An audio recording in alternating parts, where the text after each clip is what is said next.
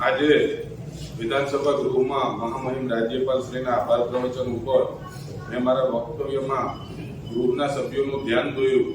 કે છેલ્લા 2 વર્ષની અંદર જે રાજ્યોમાં ભારતીય જનતા પાર્ટીની સરકાર બની છે તે તમામ રાજ્યોની અંદર મહિલાઓને મહિલા સન્માન રાશિના રૂપમાં 1100 રૂપિયાથી લઈ અને 2100 રૂપિયા જેવી રાશિઓ આપવામાં આવે છે। વાત ચાહે મધ્યપ્રદેશની હોય, મહારાષ્ટ્રની હોય, હરિયાણાની હોય કે દિલ્હીની હોય, આ તમામ રાજ્યોમાં જે ગુજરાતની અંદર ભારતીય જનતા પાર્ટીના નેતાઓ રેવડી કલ્ચર કહી અને જે વાતને તિલાંજલિ આપતા હતા એ રેવડી કલ્ચરના આધાર ઉપર જ મહિલાઓને સન્માન રાશિ, ફ્રી વીજળી જેવી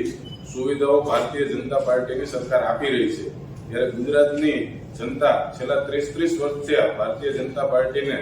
સત્તાના સુકાન સોંપ્યા છે, ત્યારે ગુજરાતની મહિલાઓ પણ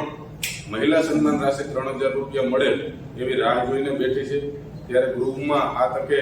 અમે વિરોધ પક્ષ દ્વારા રજૂઆત કરી કે ગુજરાતની મહિલાઓને 3000 રૂપિયા મહિલા સન્માન રાશિ આપવામાં આવે, 500 રૂપિયામાં ગેસનું સિલિન્ડર આપવામાં આવે અને અન્ય સુવિધાઓ એસટી બસની અંદર મહિલાઓને ફ્રી આવવા જવાની સુવિધાઓ પૂરી પાડવામાં આવે એવી આજે ગૃહમાં માગણી કરી।